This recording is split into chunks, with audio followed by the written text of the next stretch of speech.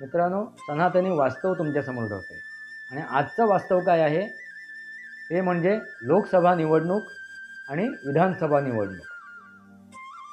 आणि ह्या दोन्ही गोष्टी मी अकाली मृत्यू ह्या विषयाला धरून मी ह्या गोष्टी तुमच्यासमोर मांडतोय. लोकसभा निवडणुकीमध्ये जे काय घडत होतं, अकाली मृत्यू कसा येणार होता आणि विधानसभे निवडणुकीमध्ये नव्हत्याचं होतं कसं झालं हे तुम्हाला मी सांगणार आहे. म्हणजे फक्त आपला जीव गेला, प्राण गेला म्हणून आपण म्हणतो की अकाली मृत्यू नाही. मित्रांनो, कुठल्याही कार्यक्षेत्रामध्ये सुद्धा त्या कार्याचा अकाली मृत्यू येऊ शकतो, असं मी या गोष्टीचा सुद्धा उल्लेख केलेला आहे. त्या संदर्भातच आपल्याला या निवडणुकीकडे सुद्धा बघायचं आहे. या दोन्ही निवडणुकीकडे म्हणजे तुमच्या लक्षात येईल अकाली मृत्यू कसा येतो किंवा त्याला आपण कसा रोखू शकतो, कसा थांबवू शकतो. आणि जे नव्हतं, तुमच्या कर्मात नव्हतं, तुमच्या त्या आयुष्यात नव्हतं, तरीसुद्धा ती गोष्ट तुम्हाला प्राप्त होते, म्हणजे नव्हत्याचं होतं होते. ह्या दोन्ही गोष्टी आपण आज समजून घेणार आहोत. मित्रांनो, सनातनी वास्तव या माझ्या शृंखलेमध्ये पुन्हा एकदा आपलं स्वागत. मी आपला मित्र राजेश वासंती साबाजी किळोस्कर. मित्रांनो, आज आपण जी चर्चा करतोय ती ज्योतिषशास्त्र आणि वर्तमान परिस्थिती या सर्व गोष्टीला आधारित धरून आपण याच्यावरती चर्चा करणार आहोत. आता ज्योतिषशास्त्राचा जर विचार केला तर शनी हा मीन राशीमध्ये आहे, मीन राशीमध्ये भ्रमण करतोय आणि त्यानुसार ह्या शनी ग्रहाचा मानवी जीवनावरती, मानवी मनावरती काय परिणाम होतोय आणि त्या परिणामामुळे सकारात्मक आणि नकारात्मक कसे निर्णय घेतले जातात, कशा काय गोष्टी घडतात, याच्यावरती आपण चर्चा करणार आहोत. मित्रांनो, आपण सुरुवातीला 2024ची लोकसभा निवडणुकीच्या वरती आपण चर्चा करूया. म्हणजे अकाली मृत्यू होणार होता पण तो टाळला गेला. अकाली मृत्यू म्हणजे मृत्यू नव्हता, काळ आला होता पण ती वेळ आली नव्हती आणि त्यानंतर सुद्धा तो मृत्यू होतो, त्याला आपण अकाली मृत्यू म्हणतो. पण तो टाळला गेला अकाली मृत्यू. आणि तो सुद्धा नरेंद्र मोदीजी सरकारचा जो अकाली मृत्यू होणार होता. तुम्ही म्हणाल कसं काय? मित्रांनो,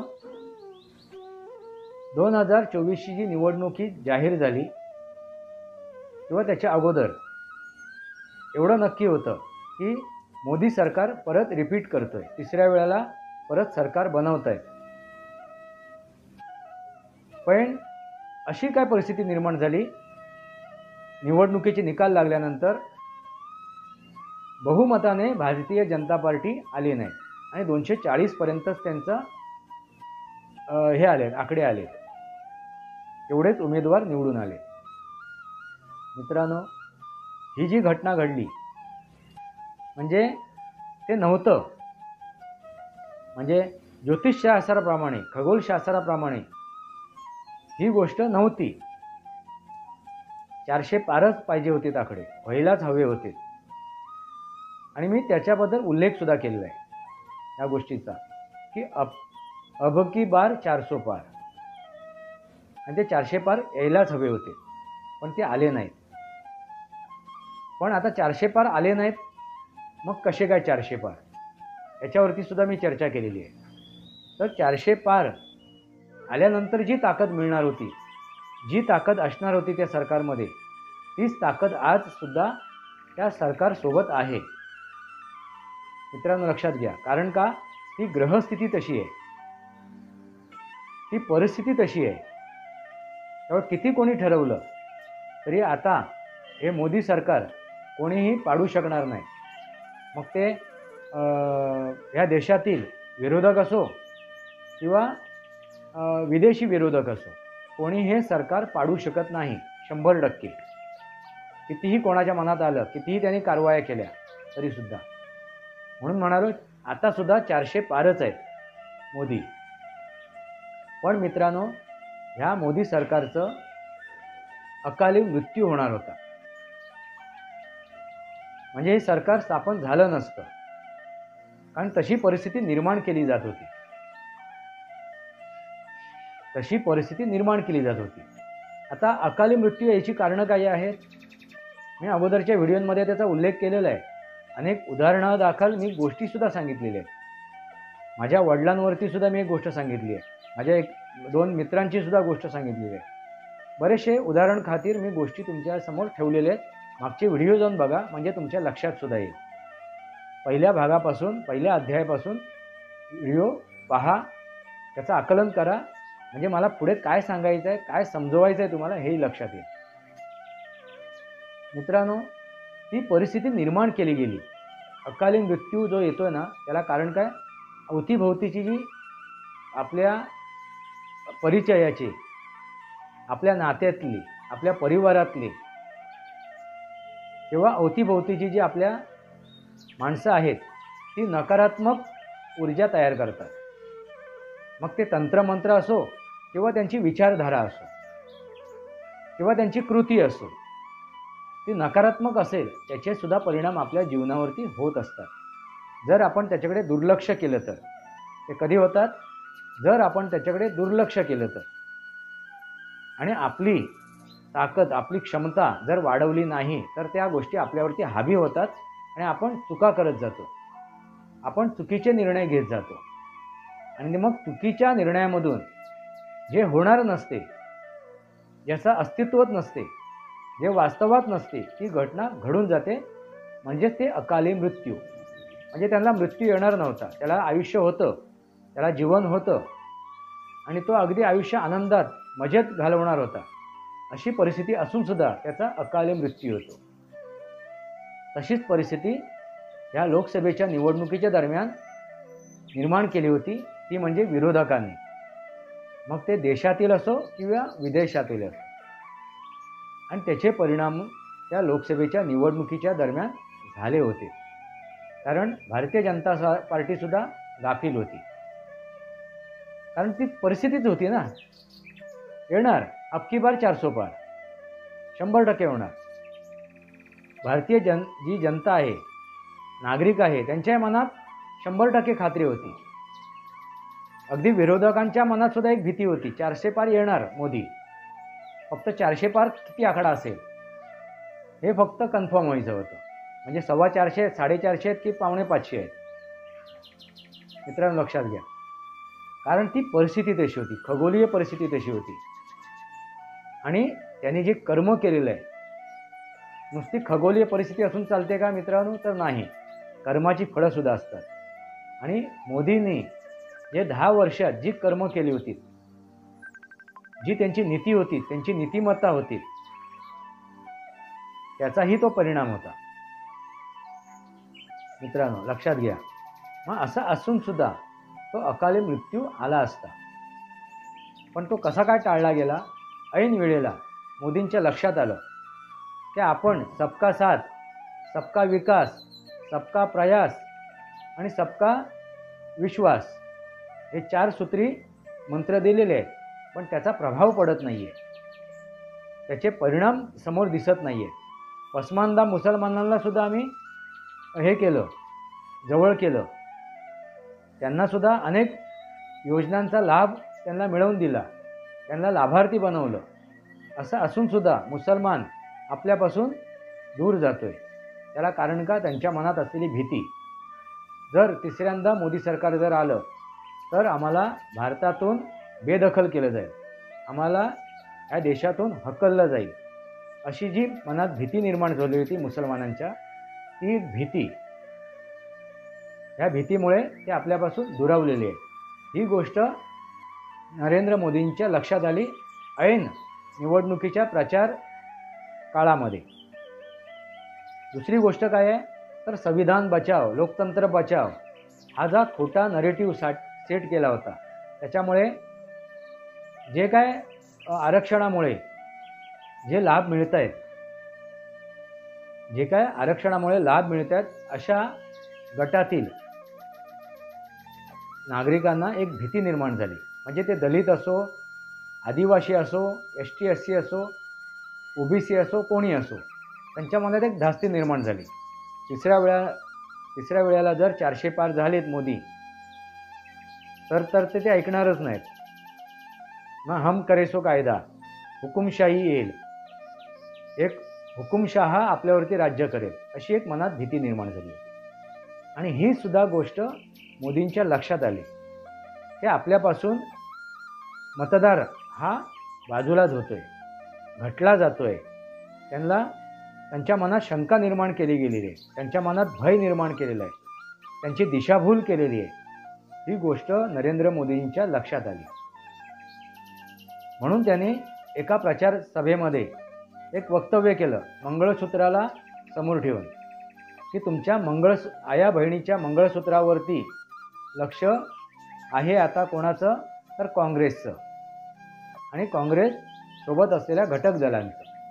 मित्रांनो, ते भाषण तुम्ही ऐका, तुमच्या लक्षात येईल. आणि हे त्यांनी वक्तव्य जे केलं, ह्या वक्तव्यातून त्याने हिंदूंची मतं साधली.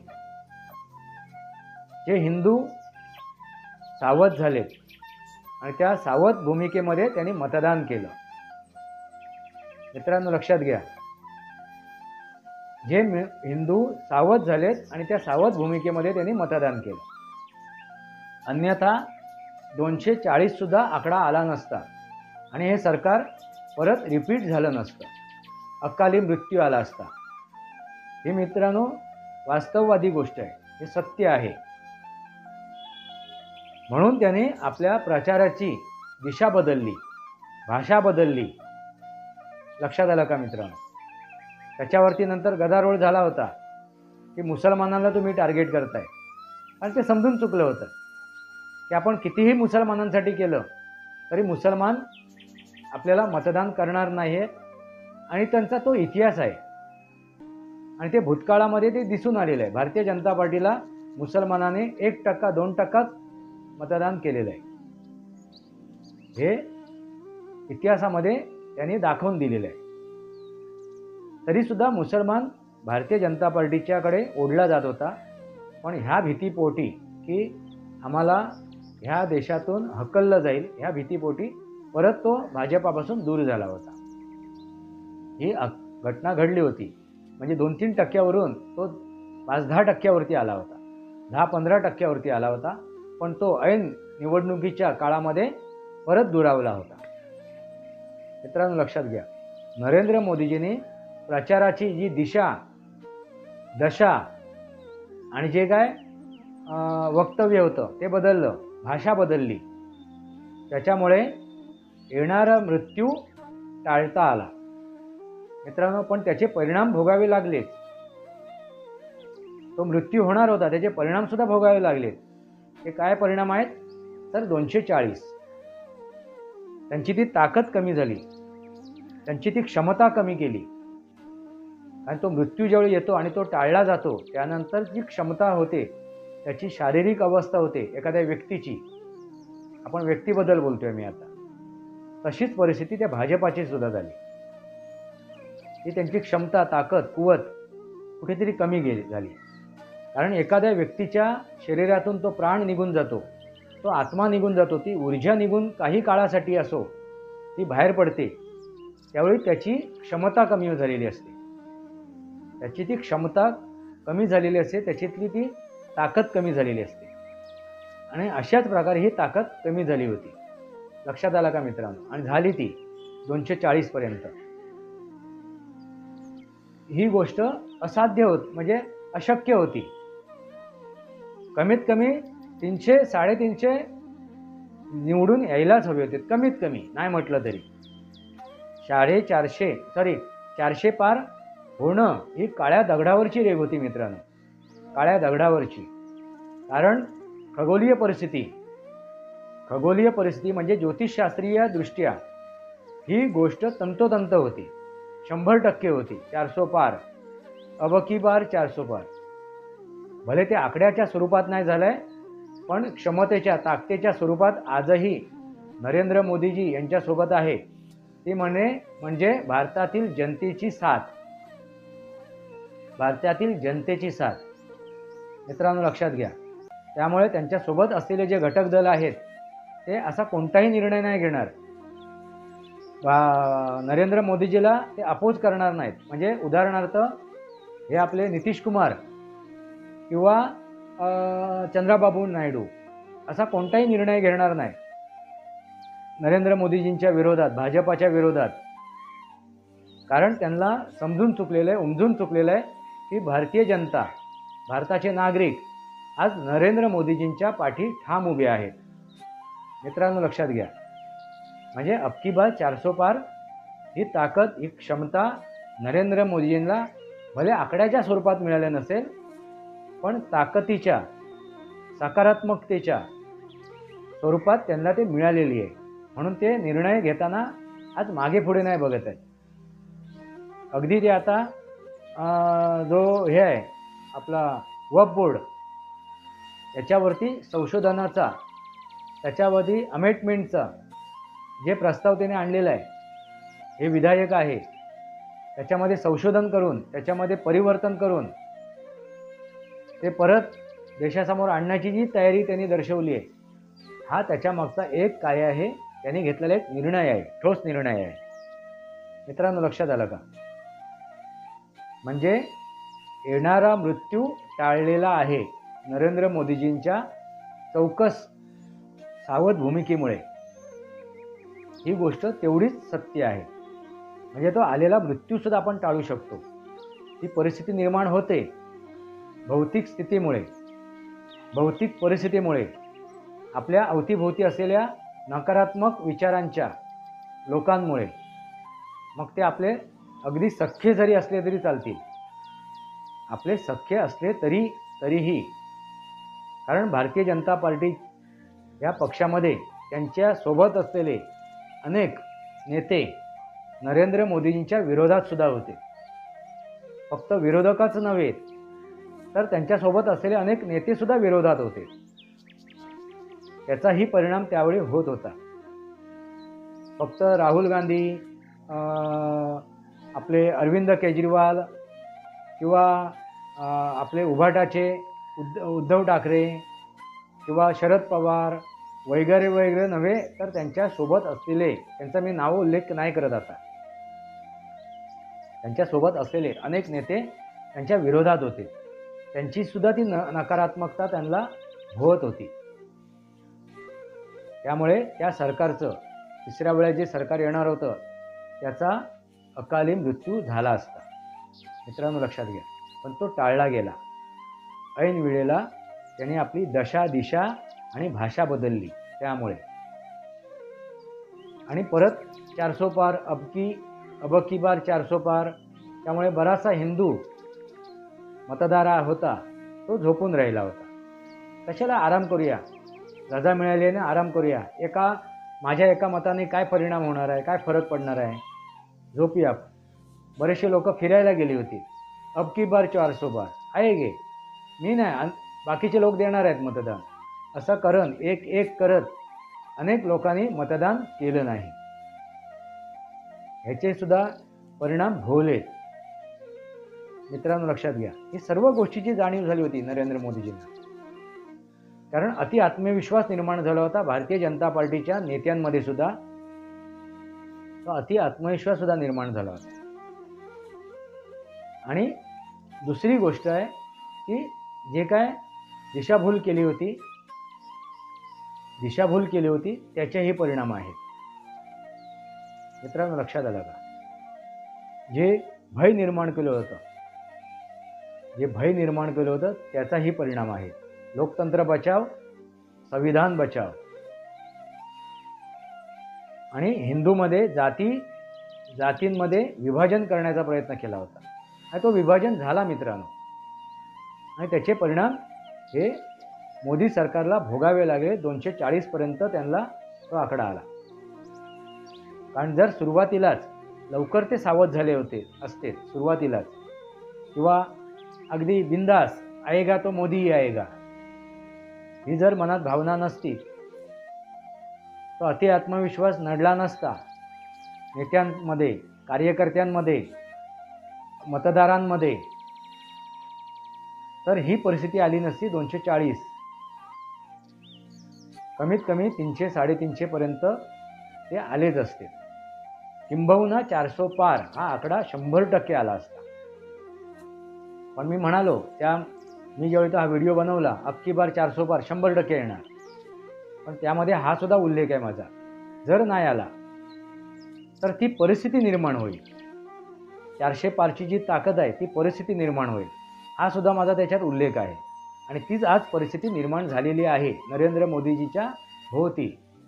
400 पार आल्यानंतर जी परिस्थिती, ती ताकद, ती क्षमता त्यांना मिळणार होती, ती परिस्थिती आजही त्यांच्यासोबत आहे. ती परिस्थिती वर्तमान स्थितीत त्यांच्यासोबत आहे. म्हणून ते अगदी बिनधास्त निर्णय घेत आहेत. असे जे निर्णय घ्यायला आजपर्यंतचं सरकार घाबरत होतं, आजपर्यंतचे पंतप्रधान घ्यायला घाबरत होते, असे निर्णय ते घ्यायला मागे पुढे बघत नाही आहेत. त्यातलाच आता जो निर्णय त्यांनी घेतला आहे तो म्हणजे वक्फ बोर्ड. असे आता अनेक निर्णय तुम्हाला दिसतील त्या हिवाळी अधिवेशनामध्ये. हे जे आता संसदेचं अधिवेशन आता येईल, माझ्या मते काही 25-26 तारखेनंतरच ते काहीतरी अधिवेशन आहे वाटतं. त्यावेळी जे काय संसदेमध्ये एक एक विधेयक मांडलं जाईल, एक एक नवीन कायदे आणले जातील, त्यानंतर तुमच्या लक्षात येईल नरेंद्र मोदीजी यांच्यासोबत ही ताकद, 400 पारची ताकद आहे. मित्रांनो, म्हणजे जो अकाली मृत्यू येणार होता या सरकारचा, तो टाळला गेला. वेळेवरती ती परिस्थिती निर्माण केली गेली. जागृत झाले नरेंद्र मोदीजी. भारतीय जनता पार्टीचे अनेक नेते जागृत झालेत आणि त्यांनी जो ऐन वेळेला घेतलेला निर्णय आहे, त्या निर्णयामुळे ही परिस्थिती आली. कारण का, हिंदू भारतीय जनता पार्टीकडे बघताना काय बघतो, तर हे आमचे समर्थक आहेत, हे आमचे संरक्षक आहेत, हे हिंदूंना संरक्षण देतील. पण ज्या काय भारतामध्ये ह्या 10 वर्षात हिंदूंच्या विरोधात ज्या काय घटना घडल्या, अगदी पश्चिम बंगाल, केरळ आणि काश्मीर, जम्मू काश्मीर आणि भारतातील विविध राज्यांमध्ये ज्या काही हिंदूंच्या विरोधात घटना घडल्या, त्यावेळी अपेक्षा होती हिंदूंना ही भारतीय जनता पार्टी अगदी ठोस निर्णय घेतील. अगदी पश्चिम बंगालमधील कार्यकर्त्यांना सुद्धा असं वाटत होतं की या वेळेला तिथे राष्ट्रपती राजवट आणतील किंवा कठोर निर्णय घेतील, केंद्र सरकार कठोर निर्णय घेईल, असा एक विश्वास होता. पण त्यावेळेला त्या गोष्टी घडल्या नाहीत. त्यामुळे एक अनिश्चितता निर्माण झाली होती हिंदूंच्या मनात की नक्की भारतीय जनता पार्टी म्हणते की हिंदूंचं आम्ही समर्थन करतोय, हिंदूंचं आम्ही संरक्षण करतोय, मग हे कुठे गेलेत? हे तर आता मुसलमानांचा विचार करत आहेत, पसमंदा मुसलमानांचा विचार करत आहेत. त्यामुळे ती एक मनात त्या भारतीय जनता पार्टीबद्दल मनात त्यांच्या हे निर्माण झालं होतं. त्याला द्वेष किंवा राग म्हणता येणार नाही. एक त्यांच्याबद्दलचा तो विश्वास डळमळीत झाला होता. त्याचेही ते परिणाम आहेत. 240 मित्रांनो, लक्षात घ्या, 240 आकडा येण्याचं कारण सुद्धा हा सुद्धा आहे की विश्वास डळमळीत झाला होता हिंदूंचा. पण ऐन मुमेंटमध्ये, ऐन प्रचार सभेमध्ये नरेंद्र मोदीजींनी मंगळसूत्राचा विचार केल्यानंतर, मंगळसूत्राचा उल्लेख केल्यानंतर जे काय भाषण केलं, त्यानंतरची जी भाषणं आहेत त्यांची, त्या भाषणेनंतर परत एकदा जो हिंदू धास्तावलेला होता तो परत भारतीय जनता पार्टीच्या दिशेने गेला आणि त्यांनी 240 हा आकडा आणला निवडून. बाकीच्या मुडद्यांचं तर सोडून द्या मित्रांनो, जे मुडदे आहेत हिंदूंमध्ये त्यांचा विषय सोडून द्या. ते मुडदे आहेत, म्हणजे ते झोपलेले नाही आहेत किंवा झोपल्याचा सोंगसुद्धा केलेला नाही. ते मुडदे आहेत. त्यांना लाता घाला, काय करा, आपटा धोपटा काय करा, त्यांच्यावरती काही परिणाम होणार नाही आहेत. हे मुडदे आहेत, त्यांचा जीव गेलेला आहे, प्राण गेलेला आहे. अशा मतदारांबद्दल मी बोलतच नाही. जे धर्मनिरपेक्षचे किडे आहेत ते कधीच बदलणार नाही. म्हणजे रावणाच्या मानसिकतेचे ते कधीच बदलणार नाही. मृत्यू आल्यानंतर, मृत्यू समोर आल्यानंतर सुद्धा ते बदलत नाहीत. रावणाची परिस्थिती तशीच होती ना मित्रांनो. मी त्यांच्याबद्दल बोलतच नाहीये. ज्यांची दिशाभूल झाली आहे, जे संभ्रम झाले होते निर्माण, त्यांच्या मनात शंका निर्माण झाली होती, अशा हिंदूंबद्दल बोलतोय. जे समर्थन करतायत त्यांची गोष्ट सोडून द्या मित्रांनो. लक्षात आलं का? त्यामुळे अगदी ते काठावरचं सरकार आलं, 240 या आकड्यापर्यंत आलं. आणि त्यांच्यासोबत जे आहेत त्यांचे आता सहकारी ते साथ का देत आहेत? कारण राजकीय परिस्थिती तशी आहे. कारण राजकीय परिस्थिती म्हणजे काय आहे? तर भारताचा नागरिक हा नरेंद्र मोदीजींच्या सोबत उभा आहे, भले ते आकडा कमी आला तरीसुद्धा. त्यामुळे अमेरिकासुद्धा आता हस्तक्षेप करताना भारताच्या राजकारणामध्ये 10 वेळा विचार करतोय. ही परिस्थिती तुमच्या लक्षात आलीच असेल. जो बायडन ज्यावेळी अमेरिकेचे राष्ट्राध्यक्ष होते त्यावेळेला, कमला हॅरिस त्यांच्यासोबत असताना सुद्धा, आणि ओबामा पडद्याच्या मागून सूत्र हलवणारे, ते सुद्धा असून सुद्धा भारताच्या राजकारणामध्ये हस्तक्षेप करण्याचा प्रयत्न करत आहेत. पण डायरेक्टली भारत सरकारला रोखू शकले नाही. कारण आज भारत सरकारच्या सोबत कोण उभा आहे?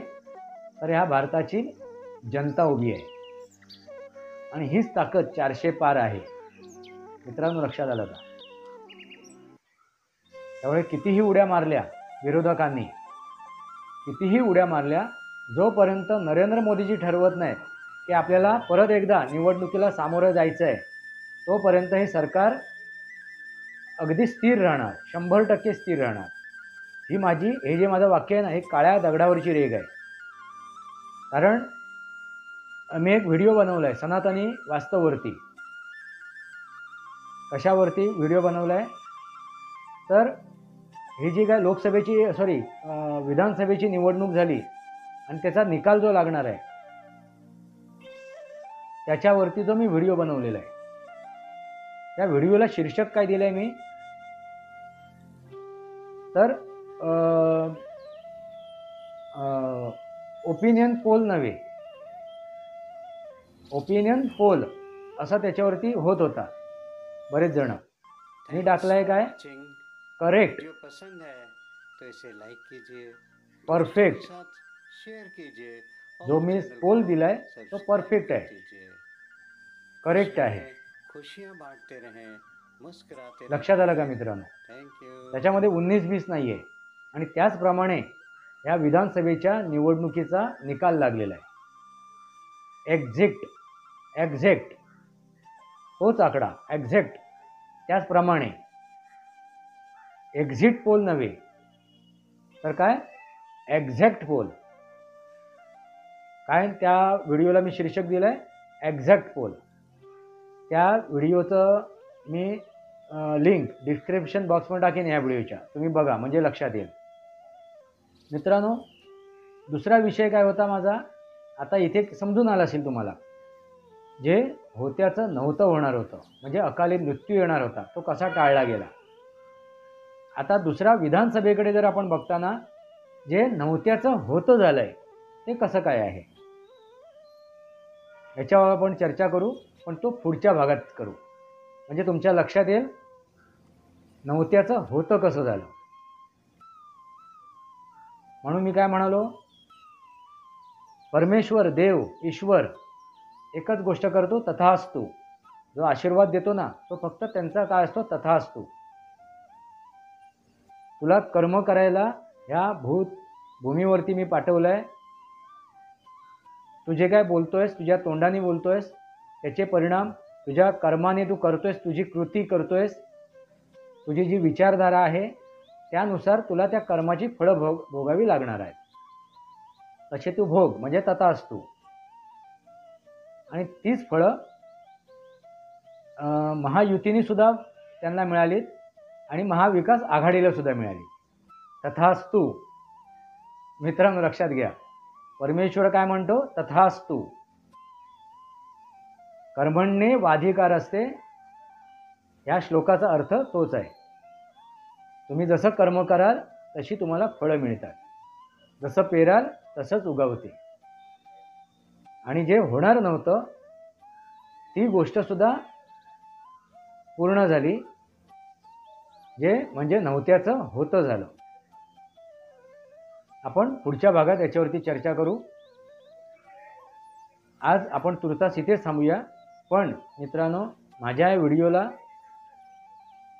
विचारपूर्वक त्याचा तुम्ही लक्षात घ्या, समजून घ्या. अकाली मृत्यूची कारणं काय आहेत, त्याच्यामागे परिणाम काय आहेत, ती कशी गोष्ट टाळता येते. मग फक्त जीवनस्वरूपीच मृत्यू येत नाही, तर प्रत्येक कार्यामध्ये सुद्धा, त्या कार्यामध्ये सुद्धा त्या कार्याला अकाली मृत्यू येऊ शकतो. ज्या काय विविध कार्य आपण आपल्या आयुष्यात करतो त्या कार्यांना सुद्धा अकाली मृत्यू येऊ शकतो. जसा ह्या लोकसभेच्या निवडणुकीमध्ये मोदी सरकारचं अकाली म्हणजे तिसऱ्या वेळा ते येऊ शकणार नव्हतं, आलं नसतं. त्याला कारण भौतिक परिस्थिती, तंत्रमंत्र, त्याचेही परिणाम, विचारधारा, विचारशक्ती ही जी नकारात्मक असते त्याचाही परिणाम, आणि आपण घेतलेले निर्णय. म्हणजे ते डायरेक्टली होत नाही, इनडायरेक्टली आपण घेतलेले निर्णयच आपल्याला भारी पडतात. कर्माची फळं मित्रांनो तुमच्या लक्षात आलेच असेल. सनातनी वास्तव या माझ्या शृंखलेला सबस्क्राईब करा, बेल आयकॉन दाबा. माझे विचार पडत असेल लाईक करा, आपले विचार कमेंट बॉक्समध्ये या. तुर्तास इतकंच. भारत माता की जय. वंदे मातरम. जय भारत, जय महाराष्ट्र, जय सनातन.